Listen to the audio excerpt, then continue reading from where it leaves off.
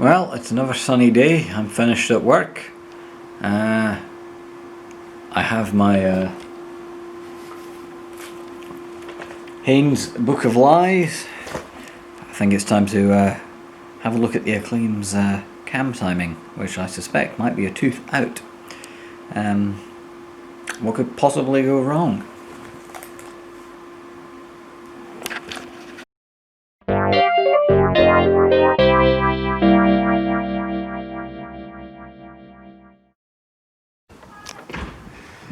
Right, step one, let's get this cover off.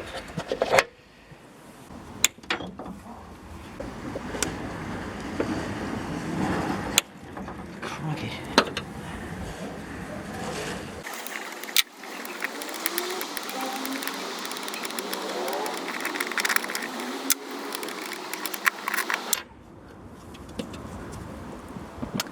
Oh. Come up, so the rocker cover's got to come off as well. That's a bit of a pain.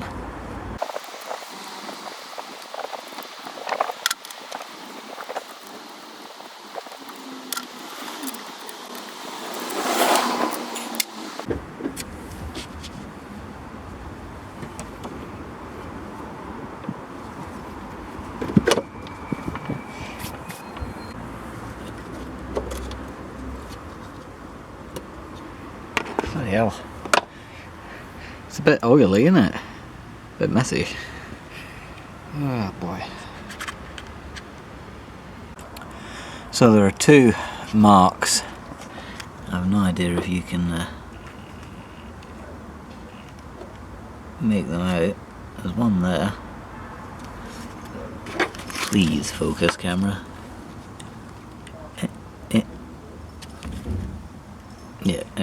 Yeah, there you go. There's one there, and a matching one on the opposite side, down there.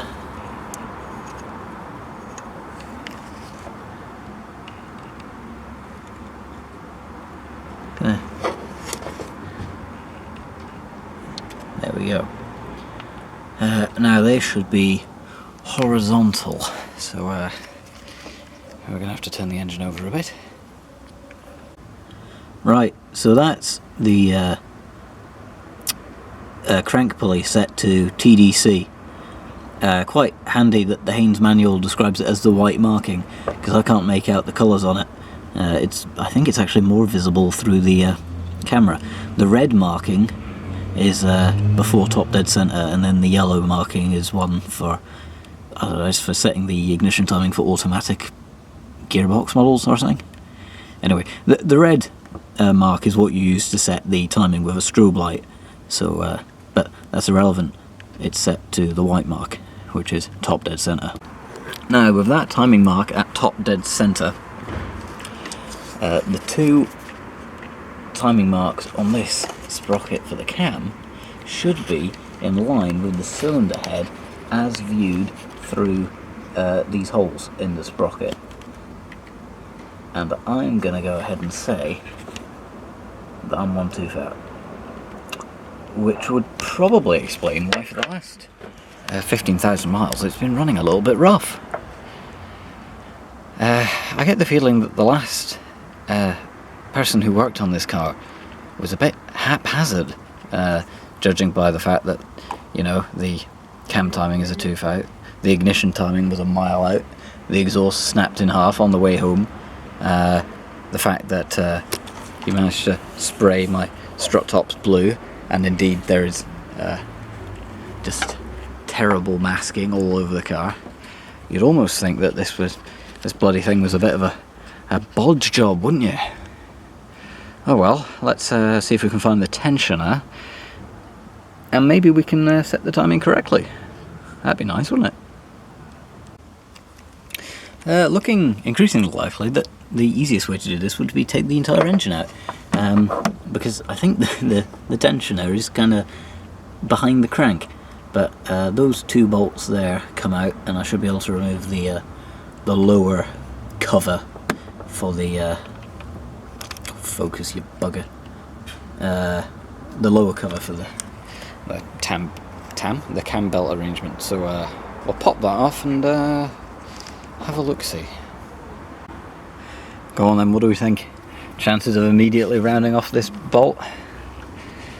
I'd say pretty high. Jeez, Omen.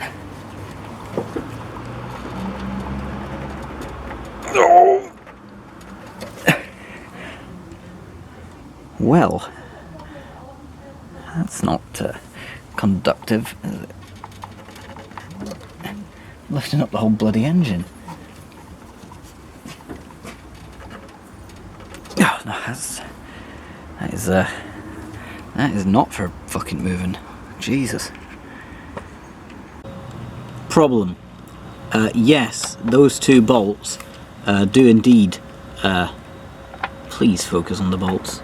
You did a minute ago. There you go. No, there you go. Those two bolts do indeed hold a cover on over the cam tensioner, cam belt tensioner, I should say. However, the problem is that it loops right round and underneath the bottom of the crankshaft. So in order to take that cover off, you need to take off the crank pulley, and I can't get the crank pulley off because I don't have a socket and ratchet combo that will actually fit in that gap, I don't think, which is undesirable. Well, sadly, that's just a failed job, because that's the car back together. The problem is that, yeah, essentially, in order to get this timing cover off, which I notice on my car is missing its oil seals, that's nice. It's probably why down there is absolutely disgusting.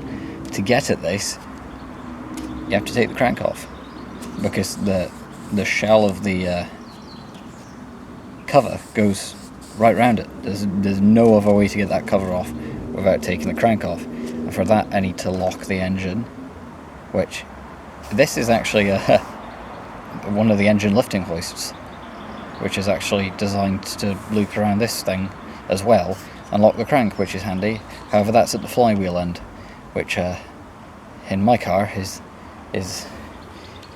in there behind a gearbox, which is attached to it. Yeah, so then you take off that cover and you have access to your tensioner that like lives in here somewhere. I don't know. I didn't get that far, obviously, which is a bit of a pisser, because that being one tooth out explains why the car doesn't idle properly and runs like a bag of shit. And it'd be really nice to be able to fix that, because it must have been like that for as long as I've owned the car.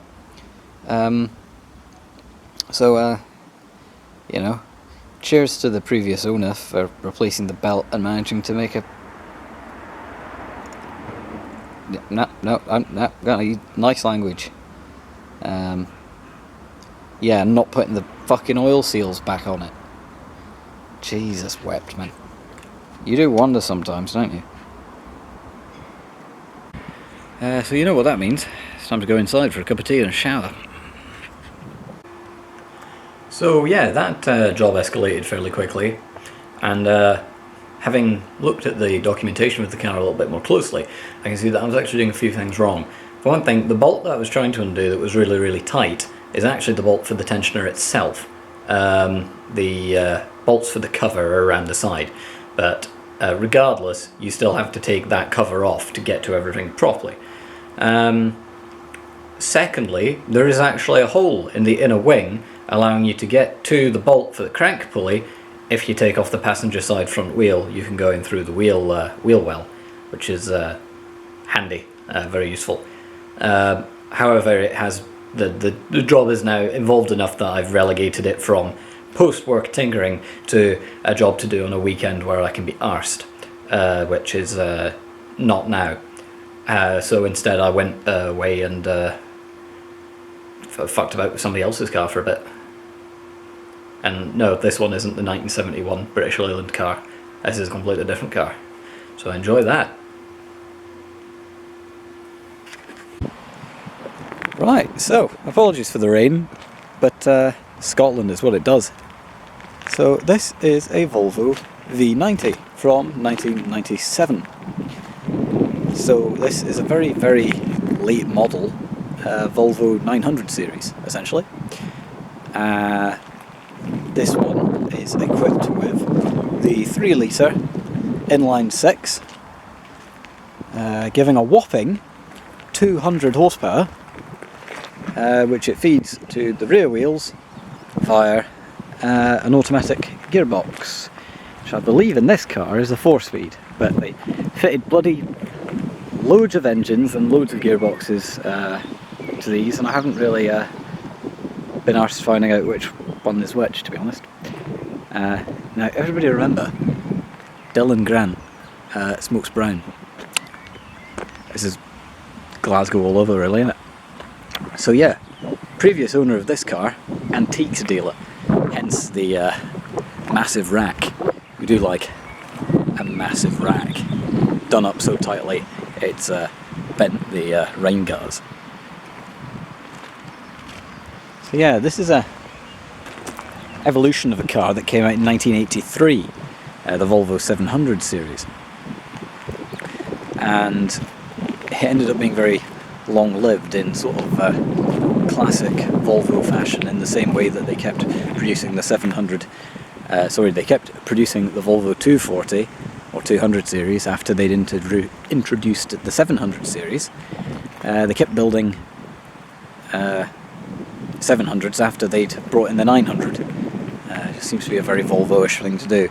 And then they kind of turn around and say, well, the old car does all of these things great, but the new car does all of them even better. So yeah, for me this is a practically modern car, 1997. But what is possibly most interesting is how much this car cost. Now, I think it's fairly tidy looking. I don't think there's the odd scuff here and there, and the alloy wheels have got some not inconsiderable corrosion. But it's got a lot of service history, has been well looked after mechanically. So, how much do we think? Incorrect. This car cost under £500. I think it's 430 or something. That is not a lot of money for rather a lot of car, and this is quite a high spec car actually. Apologies for the noise. And think about how handy it is. Look at this tow bar, towing capacity. You've got 200 horsepower to play with, which is mostly torque. You've got seating for 5 adults and 2 children in the dicky seats in the back.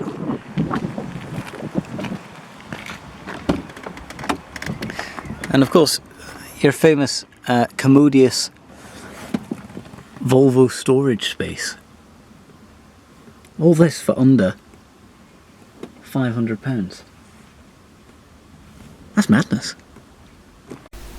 It should also be noted that post 1994-5ish, these cars actually had a completely different suspension setup to the earlier 900 and 700 series cars, in that the front suspension was designed to be more like the new Volvo 850, and the rear suspension was now a independent setup with a single fiberglass transverse leaf spring. As a result, these later cars do tend to handle a little bit better than the earlier examples. So, welcome to the interior of the Volvo. And quite a pleasant place it is to be as well. All leather, with dashings of nice fake wood. CD and cassette player, and your automatic gearbox controls. Fairly comprehensive heater gubbins. Stokage, you've got your light controls on the left and your wiper controls on the right, which is the reverse of the Acclaim, quite confusing at first. Temperature gauge, ice warning, fuel, clock, speedometer, tachometer, temperature. Down here, more light controls, I believe this is a dimmer for the panel lights. Full complement of fogs and remote headlight adjust for when you're towing. Full electric mirrors, full electric windows, more fake wood. Yeah, it's quite nicely equipped. Something would be here, presumably. Full sunroof, I'm assured it does not leak. We also have, oh my goodness, what a beautiful man. Nice mirror in the visor, and same on the other side. Grab handles all round. These seats are fantastically comfortable, very nice. Leather and kind of like this kind of suede-ish material, I suppose. I quite like it. It's very nice indeed. Fairly decent sized glove box there. Everything feels very nicely put together as well. Kind of soft touch plastics and vinyls. None of it really rattles around in quite the way that you might expect a car of this age to do. Yeah, it's quite nice. We'll go and have a look at the back in a minute. There's a couple of bits of damage, but you've got to remember just how cheap this car was. Not new, but certainly now. Wow, this is a lot of car for not a whole lot of money. And now we're in the back of the car. A fair amount of room. Back here, got your own little lights, grab handles, coat hook. One issue is that there's not a whole lot of legroom if your driver is 6+ foot. Not an issue with me because I'm short as anything. However, these carpeted bits underneath come back with the seat, which means that if the seat is set for somebody who's 6 foot plus, in order to get your feet in, you kind of have to sit like that down the middle, and it's not particularly pleasant. Nice storage on the back of the seats. Got an ashtray hidden away in here. Forgot to mention, there's also a storage binnacle in the armrest up at the front, and yeah, 3 across the back. But also, quite interestingly, is this built-in booster seat for if you want to transport a small person. I think they call them children. Alternatively, just a nice armrest. So yeah, bit more wood scattered around. Quite nice. Big thick mats on the carpets. Wow, look at that. They're not going anywhere in a hurry, are they? Crikey. You think the original carpet itself was like quite a nice thick material. And again, we've got sort of more of this. Just everywhere you go, it's like very nice materials. It's all very nice to touch. Yes. Most acceptable. Most acceptable indeed. The joys of leather, huh? Of course, an important aspect of your estate car is your boot. So, yes, that is quite commodious. And indeed, the rear seats do fold completely flat and allow you a load bay all the way back to the front seats, which is quite a distance. We also have a party trick back here as well. In that, if we fold up these bits, we have a super secret set of 2 more seats in the boot, which means that this is a 7-seater, provided the people in the very back don't have very much in the way of leg. I have sat in these, there's not a lot of space, it has to be said. Although, you know, if you're, again, transporting small people like children, then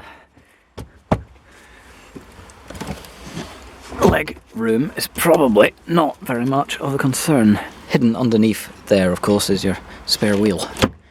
But that's not particularly interesting. It's just a kind of standard space saver. Over here in this corner, if I can open it, factory toolkit. Very nice.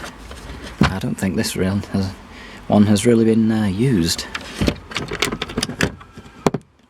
And then over at this side, underneath the jerry can and this funnel and this rather suspicious power steering fluid box, we have even more storage hidden away underneath down the sides of the wheel wells, which is, I mean, as far as practicality goes, it's up there.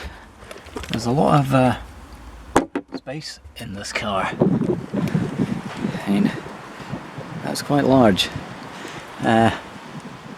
Of course, your rear seat passengers also get seat belts as well. Yeah, pretty good. I like the defrost on the side windows. That's a nice touch. That's quite handy. Right, the rain's let off now, a little bit now, so I can maybe try and film the outside of the bloody thing. Right, so let's take this barge for a spin. First thing you'll notice is that clicking. That's the seatbelt warning light.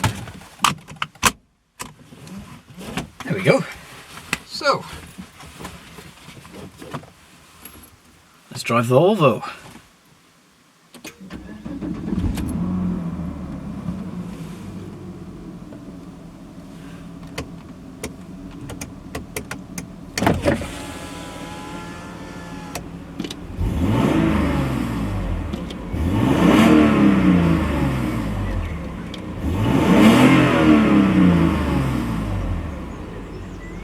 That's a bit beefy. I do like the sound of a straight six. Into drive, and away we go.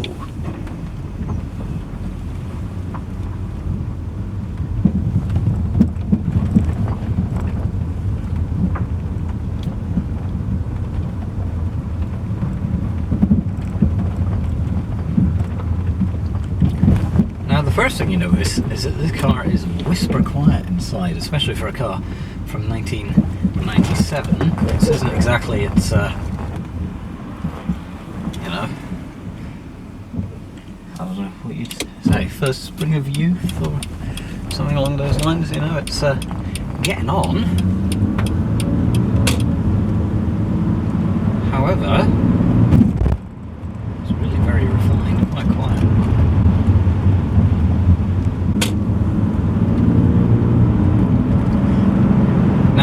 A Volvo estate like this, that is a top contender for my next daily car, because I do like my Acclaim, but it's a little bit buzzy, a little bit noisy, a little bit small, a little bit unrefined.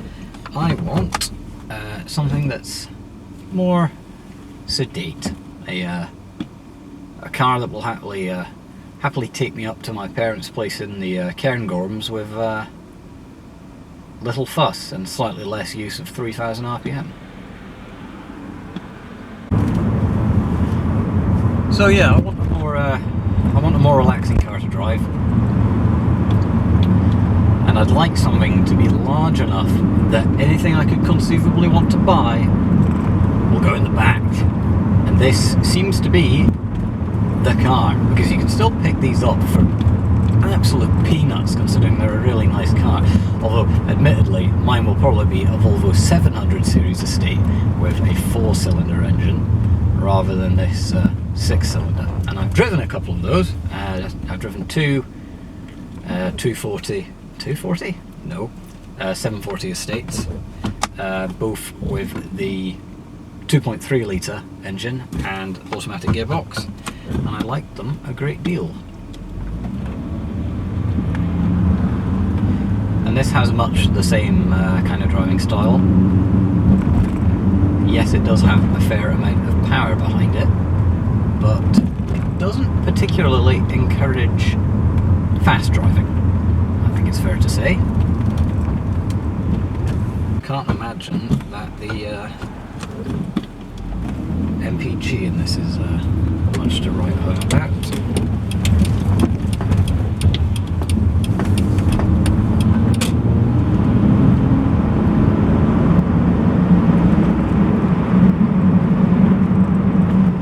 Now you may be able to hear a howling sound. That howling sound is that massive roof rack, which at any speed above 30 miles an hour starts to get really rough and tedious.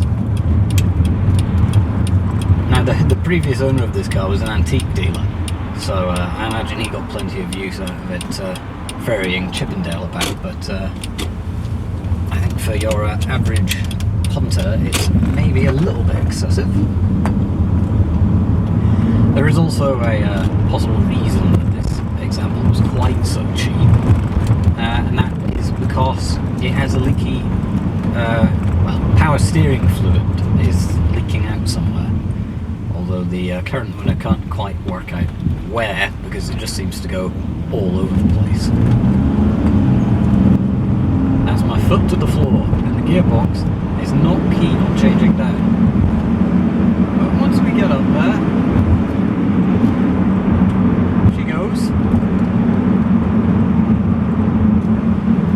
despite the awful racket from the roof rack.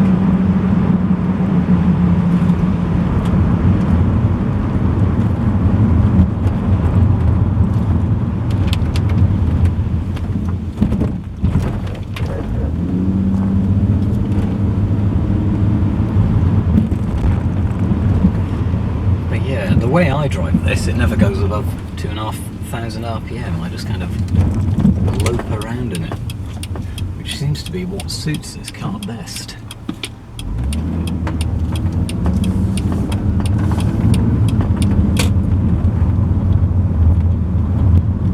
I think it's got a fair amount of oomph.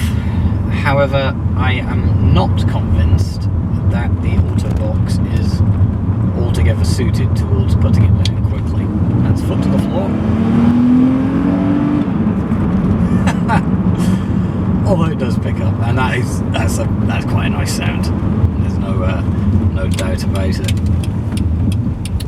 Speaking of the power plant, I should probably I'll move down to the end of this road and I'll get a shot of the under bonnet area. Look at the absolute size of this thing. That's a bit of a beast, and it's also not buried underneath too many covers. You get a fairly good look at it.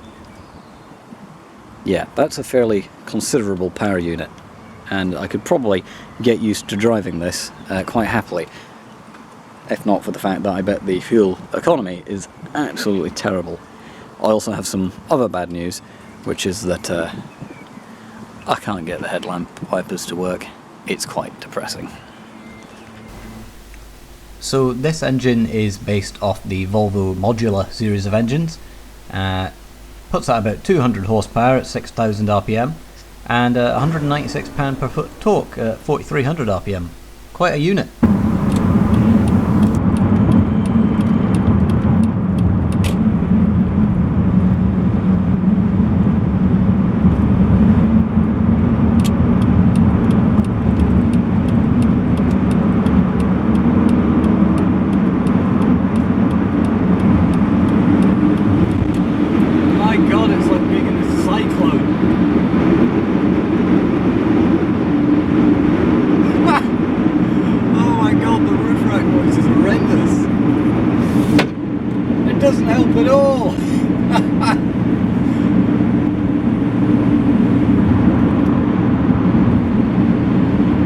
Yeah, the owner told me he desperately wants to get rid of the roof rack, and I didn't quite appreciate how bad it was.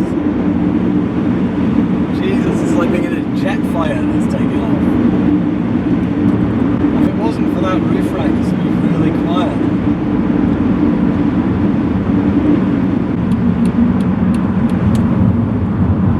One thing that is quite nice about this car is the visibility. Like, even though it's quite a large car, and it's very safe, which of course is Volvo's kind of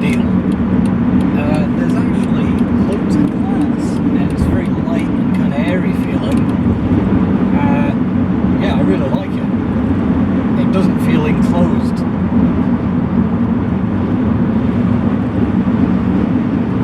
Now the original advert for the Volvo 700 series of this car was based on a picture of a Volvo 700 down on the ground with a load of other cars stacked on top of it, which is quite a statement. These really are quite solidly built motor cars. Obviously not as safe as a brand new car, but you can't buy a brand new car for under £500. So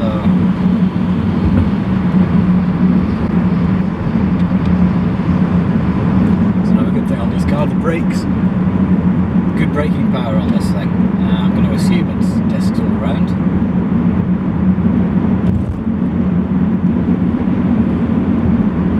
That roof rack though, man. Yeah. I can see why that would have to go. One thing that does take a little bit of getting used to is the throttle pedal, which is kind of like it pushes down as you would expect, but it's also like hinged in the middle, like an organ pedal. It's quite unusual. I'm not sure how I feel about that yet. I mean, now getting used to it, it's pretty okay, but certainly for the first few miles it was confusing the bejesus out of me. Because I was rocking my foot on the organ style hinge and I wasn't getting like full kickdown or anything. But once I got used to it, quite nice.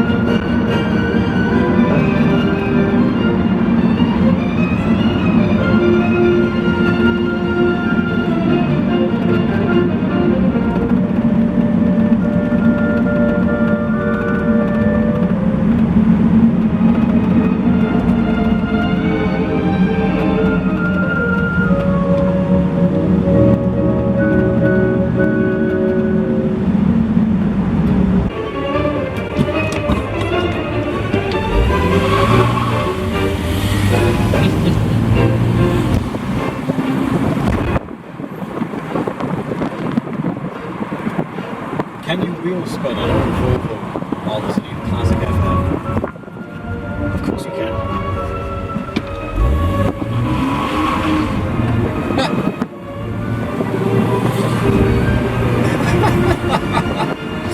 Oh, that's ridiculous.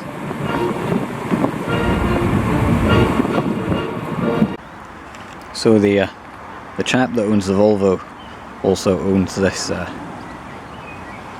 Citroen Visa. I'd like to give that a shot.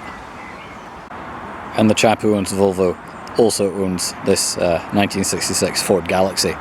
Quite like to give that a film as well. So, in summary, Big Volvo estates. Yes, definitely. I approve. Having now driven the 4-cylinder in the 740 and now the 6-cylinder in that 960, yeah, I really like them. And I think that the 740 would be more practical for my use with the 4-cylinder engine, and also because they're a bit older I can get them on classic car insurance, which is nice and cheap. I did run a quote for insuring the 960 that I drove, V90 I suppose it is technically. I ran an insurance quote and it was going to be 700 quid plus, because it's a modern car and I live in Glasgow. And insurance companies really don't want you to have a car if you live in Glasgow, apparently, because it is incredibly expensive to insure. Bear in mind that when I lived in the rural northeast, I insured 3 cars for £400 altogether. But yeah, great car. 27 miles to the gallon, not so great.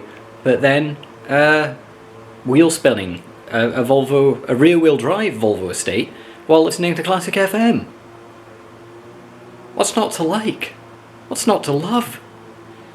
Anyway, more cars and more tinkering and more nonsense to come in the future. So I hope you enjoyed this rather sporadic and weird and terribly filmed and, you know, shy audio video. Yeah. Like, subscribe, dislike, angry comments, doing everything wrong, irresponsible, etc., etc. In the comments below. Bye bye.